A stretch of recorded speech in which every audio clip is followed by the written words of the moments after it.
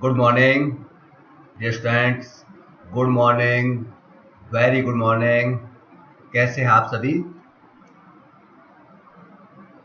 Dear students, आज हम एक नया चैप्टर का अध्ययन करेंगे, national income concepts and measurement, राष्ट्रीय आय की अवधारणाएं और राष्ट्रीय आय का मापन। ये चैप्टर हमारे यहाँ पर जो बीए फर्स्ट ईयर और बीए फाइनल दोनों ही सिलेबस में है। वैसे भी राष्ट्रीय आय की अवधारणाएं या राष्ट्रीय आय के मापन से संबंधित बहुत सारे क्वेश्चंस जनरल स्टडीज या विभिन्न जो कॉम्पिटिटिव एग्जामिनेशंस होते हैं उनमें भी आते हैं। तो बहुत सारी चीज़ें इसमें समझने की हैं, छोटी छोटी चीज़ें हैं, बहुत आसान भी है, कोई मुश्किल नहीं है। तो प्यारे छात्रों, let's start national income concepts and measurement. वैसे तो क्लासिकल और नियो क्लासिकल अर्थशास्त्रियों ने राष्ट्रीय आय के अध्ययन को ज़्यादा महत्व नहीं दिया था, लेकिन 1930 की मंदी और विशेष तौर से 1936 में जो किन्स की एक book I, general theory of employment, interest and money, उसके प्रकाशन ने राष्ट्रीय आय, उत्पादन, रोजगार, खासतौर से मैक्रो इकोनॉमिक्स की समस्याओं की ओर काफी ध्यान आकर्षित किया। राष्ट्रीय आय को यदि हम मोटे मोटे तौर पर देखें तो राष्ट्रीय आय किसी निश्चित समयावधि में, विशेष तौर से एक वर्ष में, एक देश में वस्तुओं व सेवाओं, या और थोड़ा रिफाइन करें तो अंतिम वस्तुओं व सेवाओं के बाजार मूल्य का जो योग होता है उसे हम साधारण भाषा में नेशनल इनकम कहते हैं। नेशनल इनकम की यदि डेफिनेशन के बारे में बात करें तो नेशनल इनकम की डेफिनेशन न्यू क्लासिकल इकोनॉमिस्ट, विशेष तौर से मार्शल, पीगू और फिशर ने भी दी है।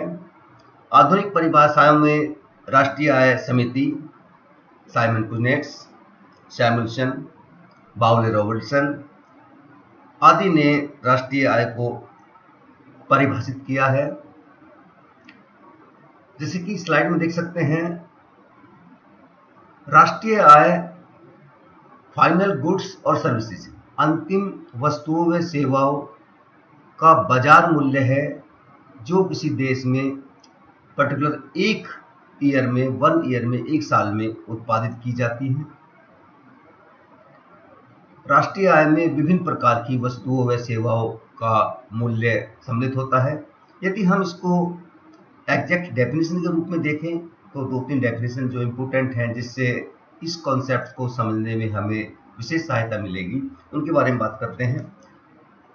अल्फ्रेड मार्शल ने राष्ट्रीय आय को परिभाषित किया था, वो इस प्रकार से किया था कि देश के प्राकृतिक साधनों पर श्रम व पूंजी द्वारा कार्य करने पर प्रतिवर्ष भौतिक व अभौतिक वस्तुओं व सेवाओं का उत्पादन होता है।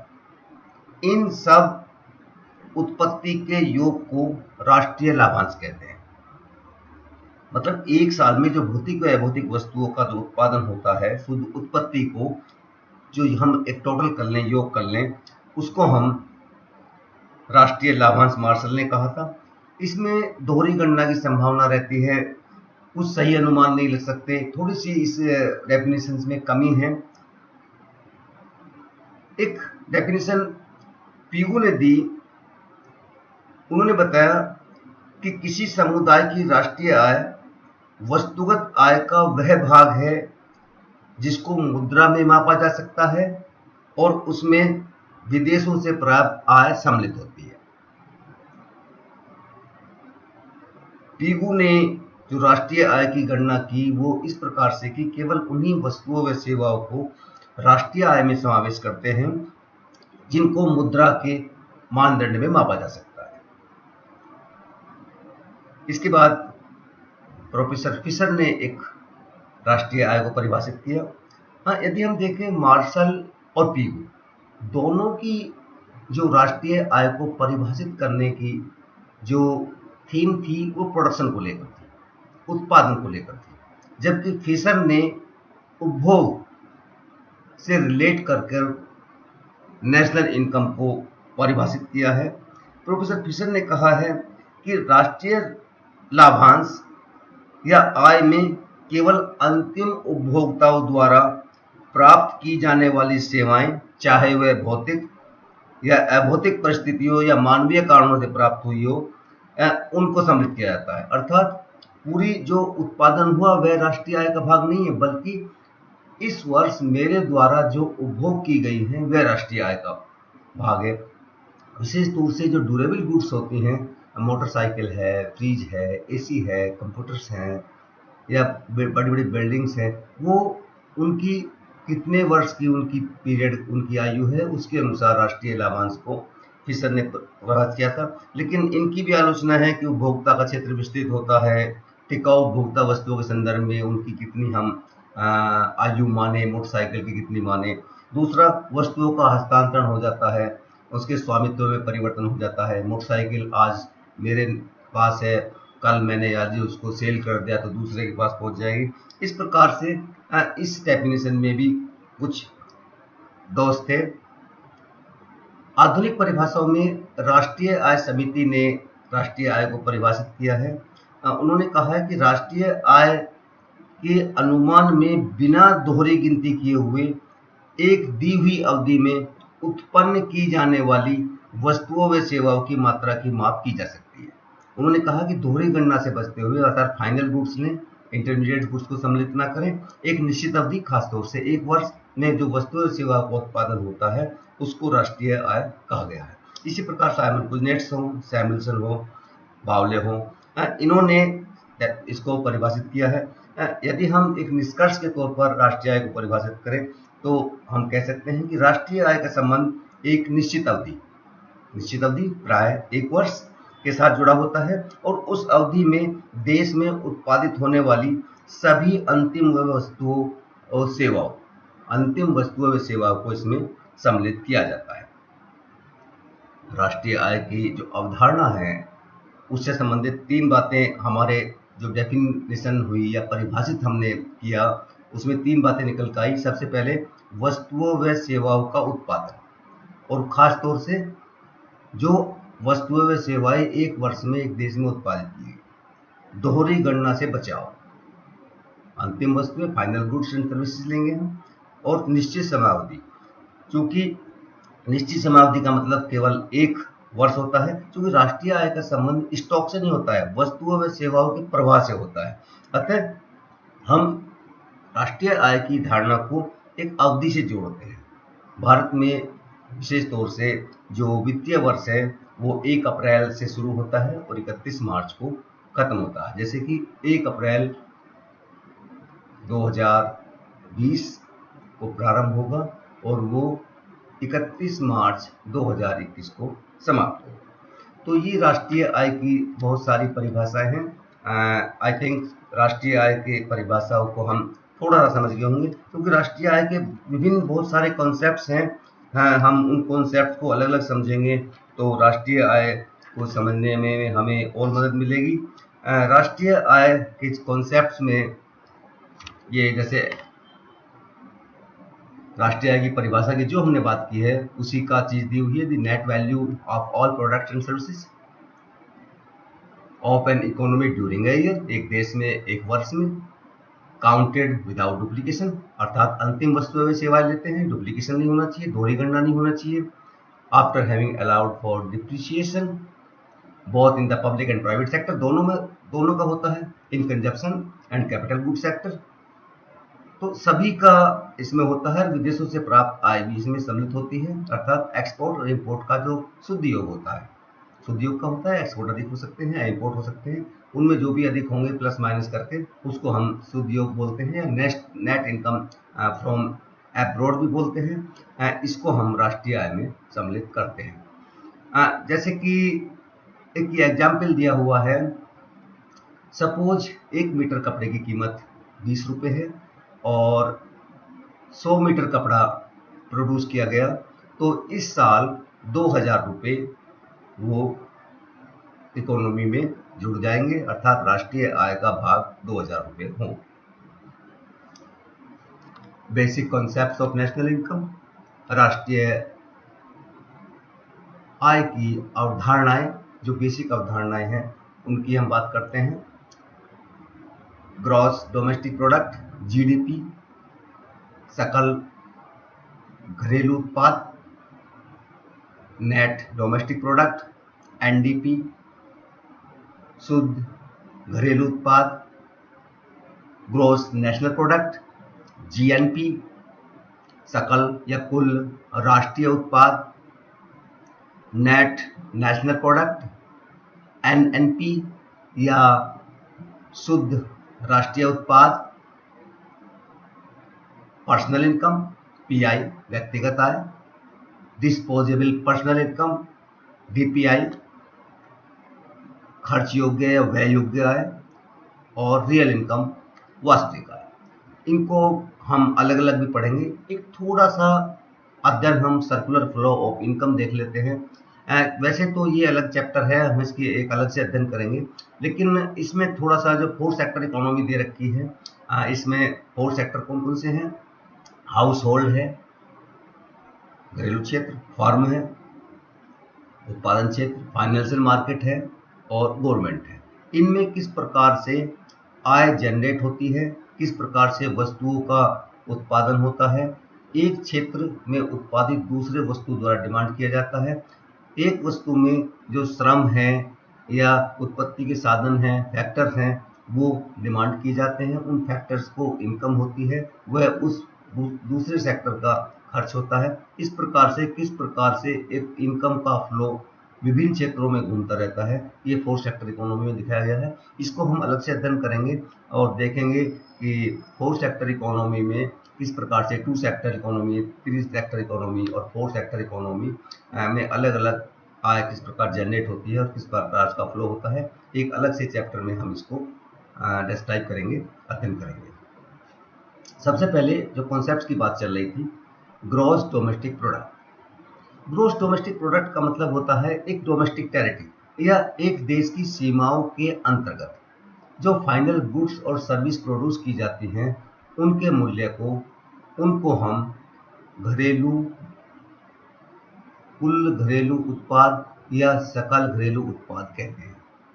एक बार फिर देखते हैं कि ग्रॉस डोमेस्टिक प्रोडक्ट में हम जो भी फाइनल गुड्स और सर्विस हैं उनकी मनी वैल्यू, उनकी कीमत या उनकी वर्तमान कीमत से गुणा कर एक डोमेस्टिक टेरिटरी, एक देश की सीमाओं के अंतर्गत, जिसमें जो जल सीमाएं होती हैं और आपकी वायु सीमाएं होती हैं वो भी सम्मिलित होती हैं। विशेष तौर से इसमें सीमाओं के अंतर्गत की बात करते हैं। इसका यदि हम जब जीएनपी से डिफरेंस देखेंगे तो आगे और इसका अध्ययन करेंगे। फिलहाल आप हमें ध्यान रखना है कि सकल घरेलू उत्पाद का मतलब सीमाओं से संबंधित होता है, हमारे देश की सीमाओं के अंतर्गत। हो सकता है कि बहुत सारे विदेशी हमारे देश में रह रहे हों, उनका उत्पादन भी, जो वो उत्पाद करते हैं, वो भी जीडीपी में सम्मिलित हो जाएगा। पुनः देखते हैं कि डोमेस्टिक टेरिटरी, एक देश की जो डोमेस्टिक घरेलू सीमाएं हैं उसके अंतर्गत एक अकाउंटिंग ईयर में फाइनल गुड्स व सर्विसेज की जो मनी वैल्यू है उसको हम जीडीपी कहते हैं, ग्रॉस डोमेस्टिक प्रोडक्ट कहते हैं। ये जो डोमेस्टिक टेरिटरी है उसका अर्थ समझाया गया है। Territory lying within the political frontiers including territorials waters of the country, जैसे मैंने कहा कि जो जल सीमाएं होती हैं। इसी प्रकार से शिप्स या aircrafts operated by residents of a country between 2 और मोर कंट्रीज, के बीच में जो एयरक्राफ्ट्स और शिप्स की जो सीमाएं होती हैं उसको भी हम डोमेस्टिक टेरिटरीज में सम्मिलित करते हैं, और उसके में जो उत्पन्न होता है उसको हम सकल घरेलू उत्पाद का एक भाग मानते हैं।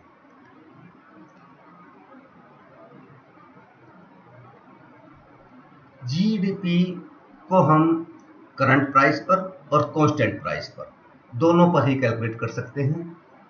करंट प्राइस का मतलब होता है कि जो अंतिम वस्तुएं व सेवाएं इस वर्ष उत्पादित की गई या 2019 या 2020 में उत्पादित की गई, 2020 के मूल्य सूचकांक से, प्राइस इंडेक्स से गुणा कर कर या प्राइस लेवल से गुणा कर कर हम कुल कितना उत्पादन हुआ उसको जीडीपी में निकाल सकते हैं। और इसको हम किसी बेस ईयर से, किसी पूर्व वर्ष जो सामान्य वर्ष रहा हो, जिसमें ज़्यादा उतार चढ़ाव, ज़्यादा फ्लक्चुएशंस ना आए हों, उसमें भी हम कर सकते हैं।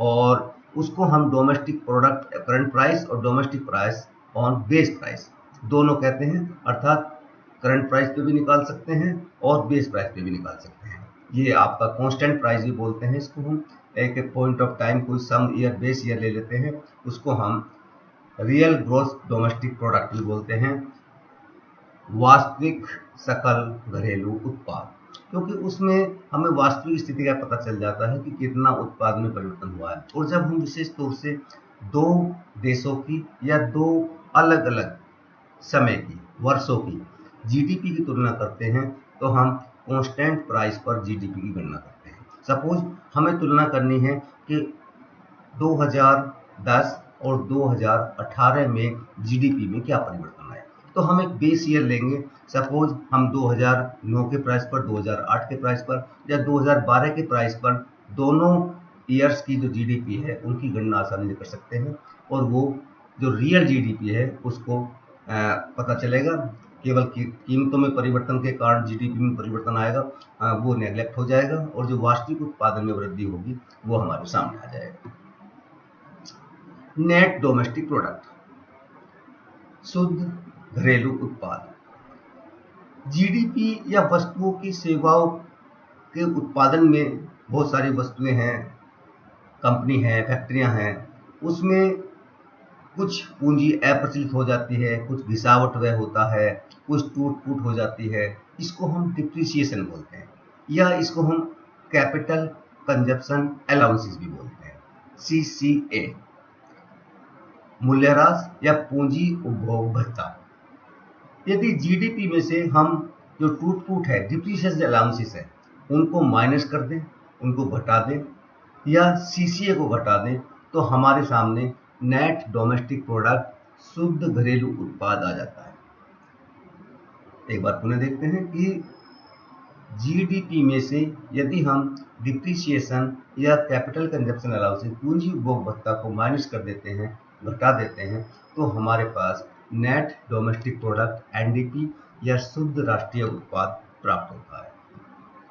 जैसा कि ये दिखा गया है कि डिप्रिसिएशन अलाउंसेस को हम घटा देते हैं, NDP net domestic product is equal to GDP minus depreciation. सकल घरेलू उत्पाद में से हम मूल्यह्रास या पूंजी उपभोग भत्ता को माइनस करते हैं, तो हमें एनडीपी प्राप्त होता है। जीएनपी, ग्रॉस नेशनल प्रोडक्ट, ये बड़ी ही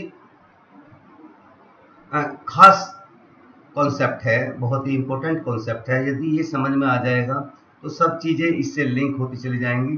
वैसे तो जीडीपी से लिंक है ये भी, लेकिन यदि हम जीएनपी को विशेष तौर से समझें, जीएनपी में हम जो बात करते हैं सकल राष्ट्रीय उत्पाद,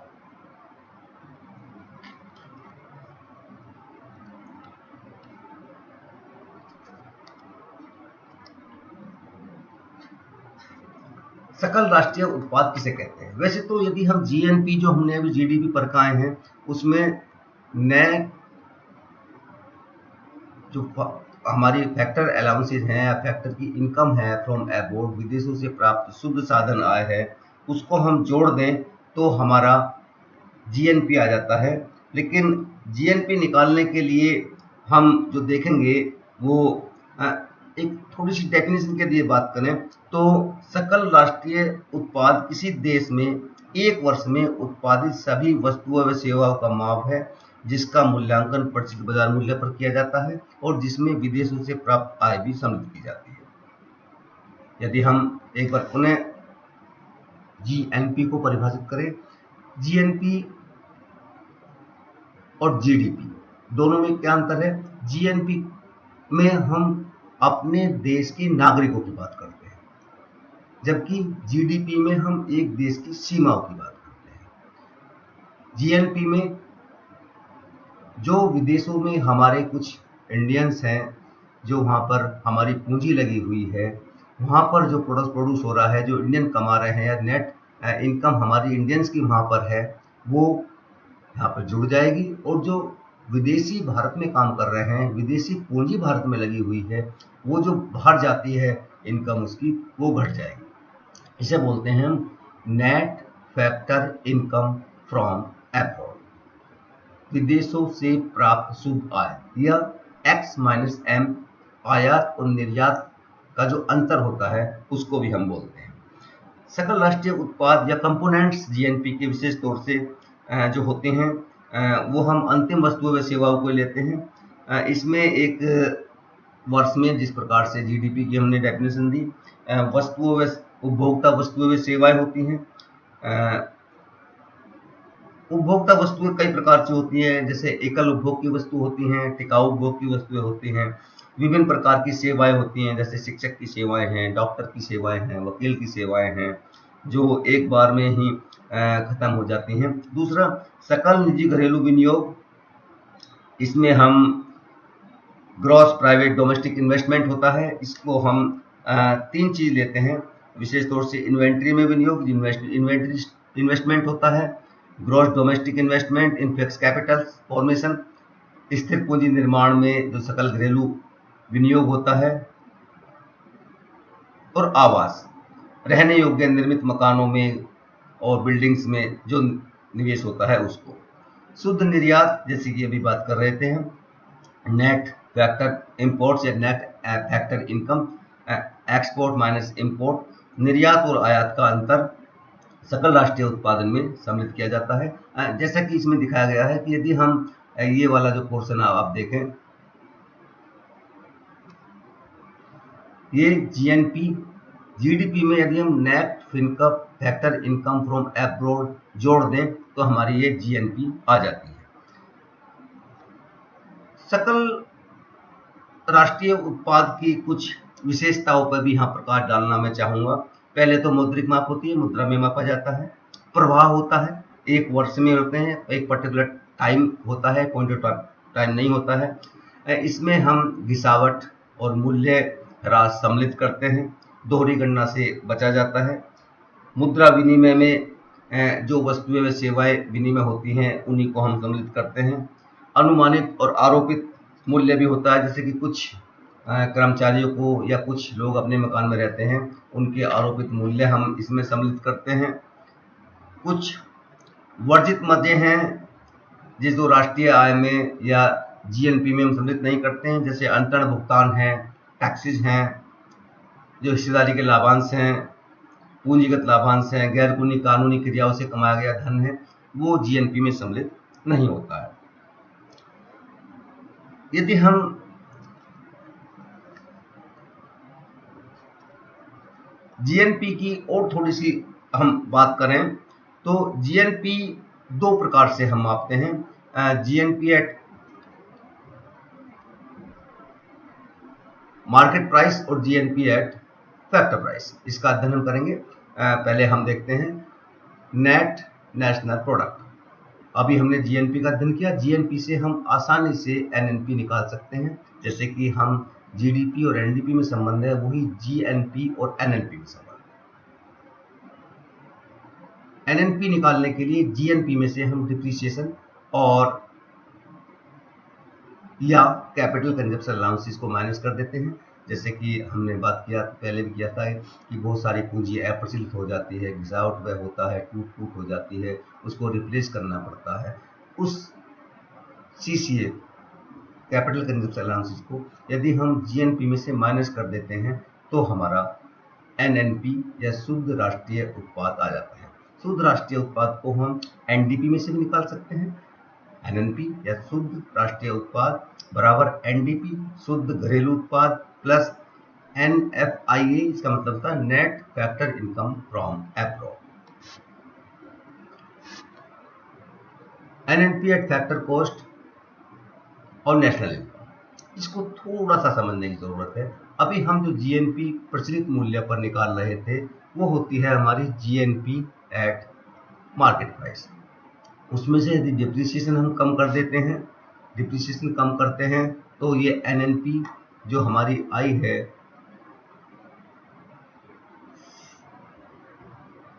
ये जो एनएनपी आई है जीएनपी में से डिप्रिसिएशन कम करने के बाद में, ये एनएनपी एट मार्केट प्राइस है। एनएनपी एट मार्केट प्राइस अर्थात बाजार मूल्यों पर शुद्ध राष्ट्रीय उत्पाद। दूसरी चीज अभी जो हम देख रहे हैं वो है एनएनपी एट फैक्टर कॉस्ट।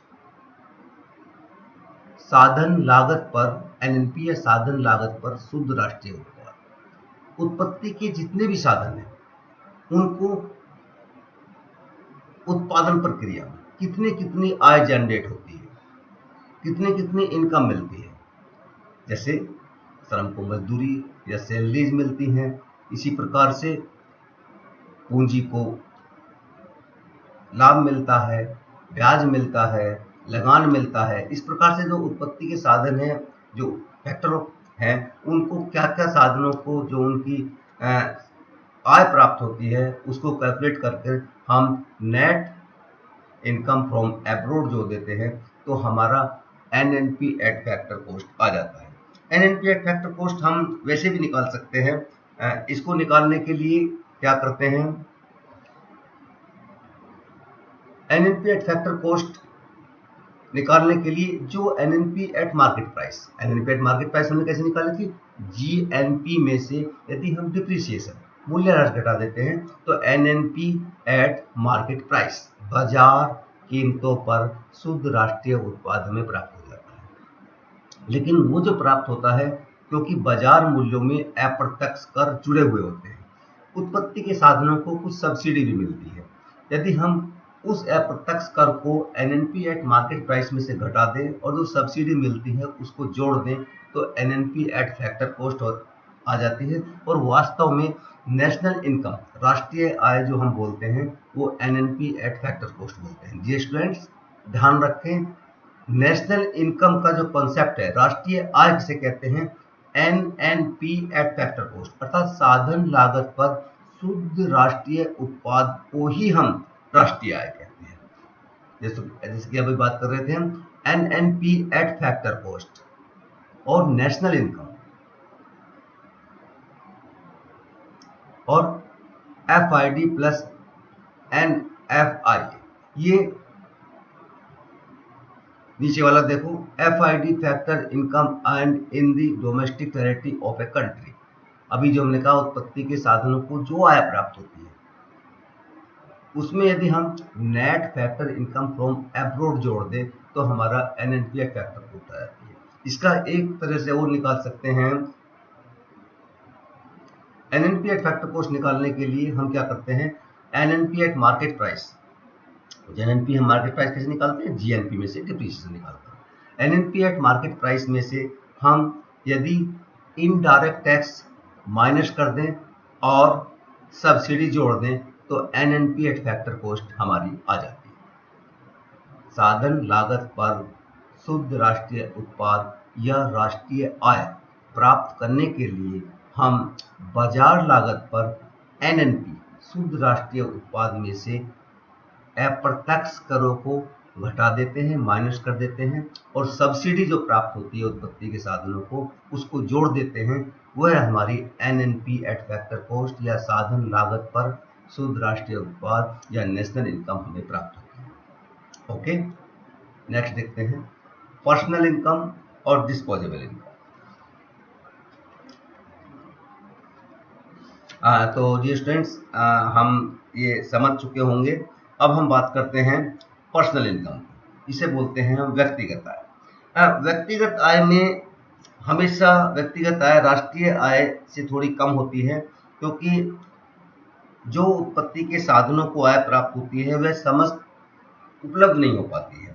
इसमें से अनेक कटौतियां की जाती हैं और जो राशि बचती है उन्हें हम व्यक्तिगत आय कहते हैं। व्यक्तिगत आय की गणना हम कैसे करते हैं, व्यक्तिगत आय की गणना हम करते हैं कि जैसे राष्ट्रीय आय में से हम कारपोरेट टैक्स निगम कर घटा दें माइनस अवितरित जो व्यावसायिक लाभ होते हैं वो भी इसमें से माइनस होंगे। सामाजिक सुरक्षा अंशदान, जो बीमा वगैरह होता है, उनको जो अंशदान देते हैं उनको हम घटा दें, और अंतरण भुगतान को हम जोड़ दें। व्यक्तिगत आय गणना में राष्ट्रीय आय में कुछ कटौतियां की जाती हैं और कुछ चीजें जुड़ती हैं। निगम, जैसे अभी बोला, निगम कर, निगमों का अविकृत आय, सामाजिक सुरक्षा कटौतियां, इनको तो हम माइनस करते हैं, और जो अंतरण भुगतान होते हैं, ट्रांसफर पेमेंट्स होते हैं, उनको हम जोड़ दें तो हमें हमारी पर्सनल इनकम प्राप्त हो जाती है। इसी के साथ साथ दी हुई है डिस्पोजेबल इनकम। डिस्पोजेबल इनकम बोलते हैं व्यय योग्य आय, खर्च योग्य आय या स्वायत्त आय। व्यय योग्य आय निकालने के लिए, क्योंकि जितनी भी हमें जो पर्सनल इनकम प्राप्त हुई है, व्यक्तिगत इनकम प्राप्त हुई है, वह समस्त आय हम अपने उपभोग पर खर्च नहीं कर सकते हैं। व्यय योग्य आय, डिस्पोजेबल इनकम, वह आय होती है जो पर्सनल इनकम में से जो टैक्सेज होते हैं, प्रॉपर्टी टैक्स, जो डायरेक्ट टैक्सेज होते हैं, इनकम टैक्स, ये माइनस करने के बाद में जो हमारे बचते हैं, वह प्रत्यक्ष, जो व्यक्तिगत प्रत्यक्ष कर होते हैं, उनको हम व्यक्तिगत आय में से यदि माइनस कर दें तो हमारी व्यय योग्य आय प्राप्त हो जाती है। और व्यय योग्य आय जो हमारी डिस्पोजेबल इनकम है, वो होती है उपभोग व्यय प्लस बचत, कंजप्शन एक्सपेंडिचर प्लस जो सेविंग्स होती हैं उनके बराबर होती है। ये डिस्पोजेबल इनकम है, जिसमें दिया हुआ है all personal income is not disposable be spend on consumption. Individuals have to pay personal direct taxes. जो व्यक्तिगत प्रत्यक्ष कर होते हैं, उनको देने के बाद जो बचती है व्यक्तिगत आय में से, वही डिस्पोजेबल इनकम होती है। जैसे कि दिया हुआ है DPI is equal to personal income minus personal direct tax. व्यक्तिगत आय में से व्यक्तिगत डायरेक्ट टैक्सेज, लाभ कर है, संपत्ति कर है, इनकम टैक्स है, आयकर है, उनको यदि हम माइनस कर देते हैं तो हमारी डिस्पोजेबल इनकम या खर्च योग्य आय, उपभोग योग्य आय, व्यय योग्य आय, वो बचती है। एक नया कॉन्सेप्ट है disposable personal outlay. Disposable personal outlay हम बोलते हैं जो डिस्पोजेबल इनकम होती है, वो फुल्ली ना तो स्पेंड की जाती है और ना ही सेव की जाती है।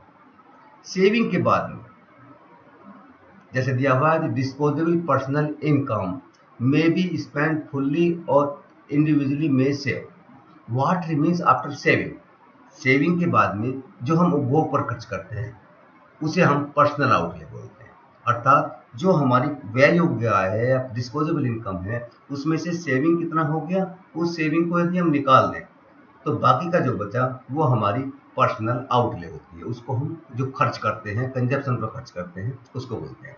Disposable outlay is equal to disposable income, खर्च योग्य आय माइनस सेविंग्स। जो बचत होती है उसमें से माइनस कर रहे हैं बचत को, तो हमारी डिस्पोजेबल आउटले आ जाता है।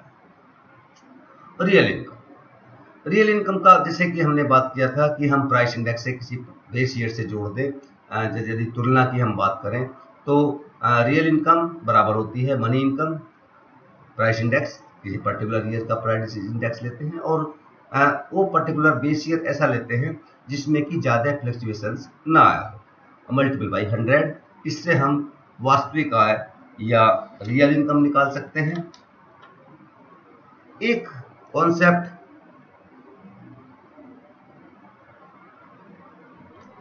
है व्यक्तिगत आय, प्रति व्यक्ति आय, पर कैपिटा इनकम।